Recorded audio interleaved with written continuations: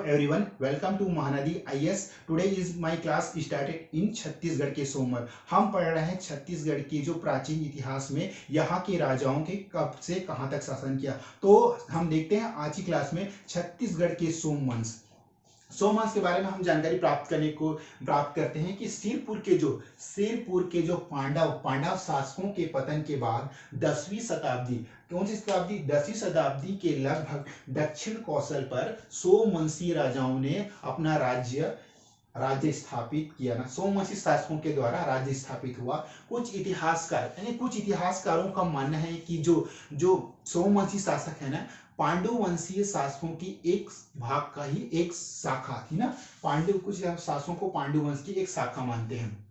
तो हमने पढ़ा सोमवंशी शासक। कुछ सोमवंशी शासक क्या है, पांडु वंश के पतन के बाद, पांडु वंश के शासकों के पतन के बाद सिरपुर के, कहा कि सिरपुर हमने पिछले क्लास में पढ़ा है कि सिरपुर के पांडु वंश, महासी, गुप्त, बाला, अर्जुन, तो इन सब के बारे में पढ़ा। तो ये सिरपुर के पांडु वंश थे। पांडु वंश के बाद ही, जैसे कि सिरपुर के पांडु वंश के पतन के बाद जो छत्तीसगढ़ में जो सोमवंशीय शासक 10वीं शताब्दी के लगभग दक्षिण कौशल पर सोमवंशी शासकों का राज्य स्थापित हुआ। किसका राज्य? सोमवंशी राज्य का शासन स्थापित हुआ। अब कुछ इतिहासकारों का मानना है कि जिसकी ये पांडु वंश की एक शाखा थी। अब देखते हैं हम जो शासन अवधि, यानी जो छत्तीसगढ़ में सोमवंशीय शासक की शासन अवधि कब से कब तक थी, तो इनकी शासन अवधि थी 9वीं से 11वीं शताब्दी। और जो शासन क्षेत्र था आपका सिरपुर ना।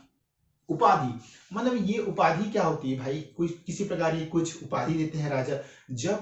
जब किसी क्षेत्र में जब उस क्षेत्र को विजित करता है तो उसे उपाधि कहते हैं। जैसे कि सोमवंशी शासकों ने कुछ क्षेत्रों को जीत कर उन्होंने क्या उपाधि धारण की थी? त्रिकलिंगाधिपति की उपाधि धारण की थी ना।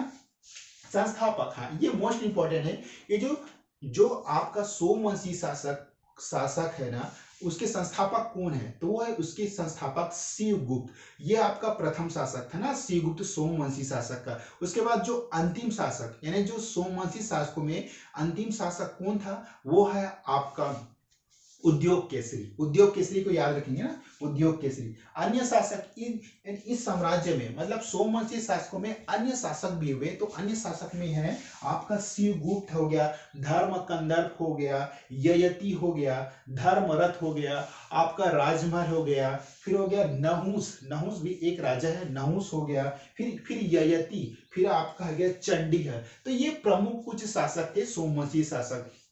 लेकिन जो सबसे प्रसिद्ध राजा थे वो है आपका शिवगुप्त ना। अब शिवगुप्त इन राज्यवंश का पहला, मतलब शिवगुप्त जो इस राज्यवंश का पहला प्रतापी शासक था, ये याद रखेंगे। उसके बाद जन्मेजय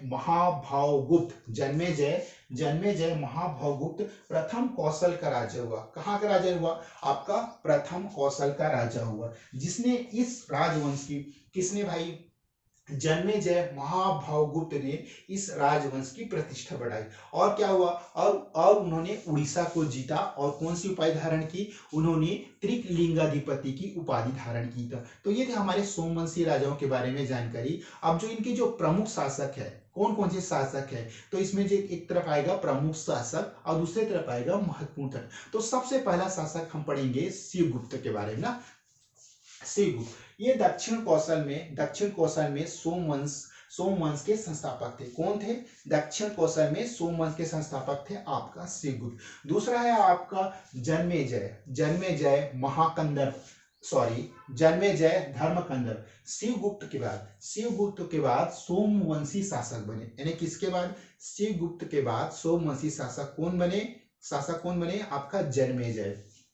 उसके बाद है आपका भीमरथ द्वितीय। इन्होंने ययति नगर को राजधानी बनाकर शासन संचालित किया।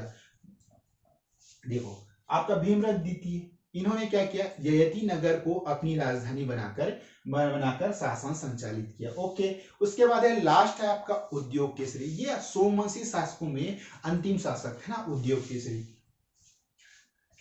अंतिम सोमवंशीय शासक, इन्हें 1055 ईस्वी में कलचुरी शासक रत्नदेव प्रथम ने इनको इनको प्रथम ने पराजित किया और सिरपुर क्षेत्र को कलचुरी साम्राज्य में मिला लिया।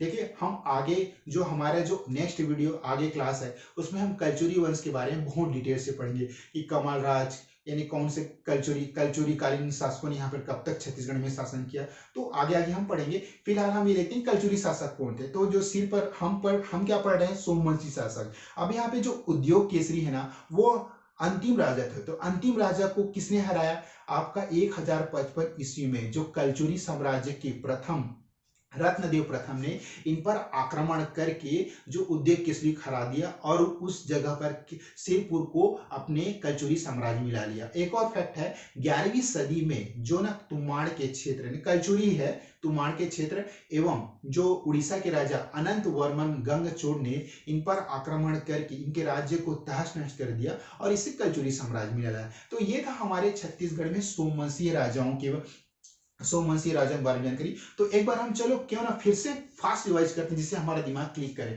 देखो सिरपुर के पांडव शासकों के पतन के बाद दूसरी शताब्दी के लगभग दक्षिण कौशल पर सोमवंशीय शासकों का राज्य स्थापित हुआ। कौन से 10वीं शताब्दी के आसपास सोमवंशीय शासकों का राज्य स्थापित हुआ। कुछ इतिहासकार इसे पांडु वंश की एक शाखा भी मानती है। अब जो शासन क्षेत्र कहाँ है आपका, सिरपुर, और जो इनकी शासन की अवधि क्या थी, 9वीं से 11वीं शताब्दी के आसपास सोमवंशी शासकों ने यहाँ पर शासन किया। उसके बाद जो उपाधि कौन सी धारण करते थे, त्रिकलिंगाधिपति की उपाधि धारण करते थे। संस्थापक थे आपका श्रीगुप्त और अंतिम शासक थे आपका उद्योग केसरी। और जो प्रमुख अन्य शासक है, श्रीगुप्त हो गया, धर्म कंदर्प हो गया, ययति हो गया, धर्मरथ हो गया, राजमान हो गया, नहुस हो गया, ययति हो गया, चंडीहर। तो ये कुछ प्रमुख सोमवंशी शासक थे ना। उसके बाद शिवगुप्त इन राज्य वंश का पहला, यानी शिवगुप्त ही इस राज्य वंश की नींव रखने वाला पहला प्रतापी शासक था। ओके, उसके बाद जन्मेजय महाभवगुप्त कौन थे, जन्मेजय महाभवगुप्त ने इस राज्य की प्रतिष्ठा यानी सम्मान को आगे बढ़ाया और उड़ीसा को जीतकर उन्होंने त्रिकलिंगाधिपति की उपाधि धारण की थी। अब कुछ सोमवंशी शासकों में जो प्रमुख शासक थे, एक तरफ है आपका श्रीगुप्त ने दक्षिण के सोमवंश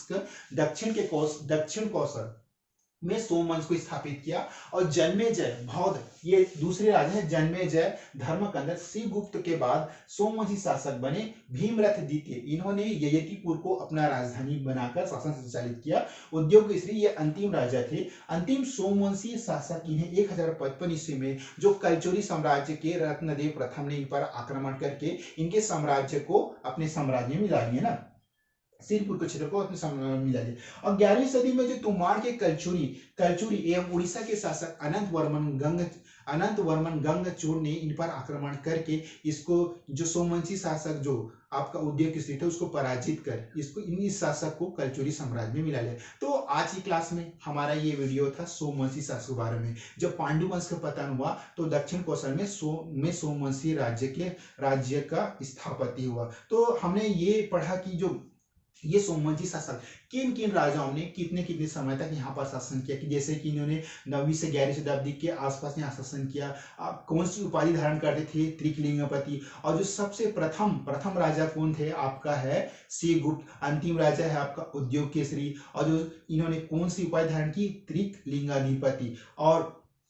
और इनमें फैक्ट है कि ये जो साम्राज्य क्यों न इस पे किसने आक्रमण किया, तो इसको जो कलचुरी वंश के रत्नदेव प्रथम ने इन पर आक्रमण करके इनके साम्राज्य को अपने साम्राज्य सिरपुर को अपने साम्राज्य कलचुरी में मिला लिया। तो इस प्रकार इस साम्राज्य का पतन हो गया। तो आपको मेरी क्लास पसंद है तो प्लीज लाइक शेयर कमेंट करना ना भूले।